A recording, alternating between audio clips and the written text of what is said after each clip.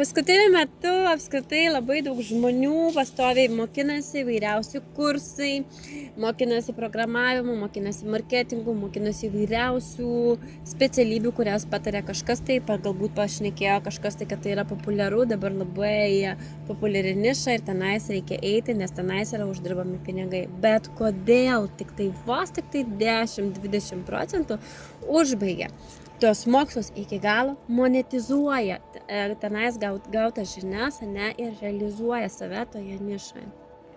Tai todėl, kad iš tikrųjų tai nėra tai nėra to žmogaus, kiekvieno žmogaus, pašaukimas. Kiekvienas mes turime savo pašaukimą, kiekvieno gimimo datoje slepiasi apskritai labai daug, visi pliusai, visi minusai, kur tu gali save maksimaliai realizuoti, kaip tu gali save maksimaliai realizuoti tam, kad monetizuotumėj ir turėtumėj savo svajonių gyvenimą.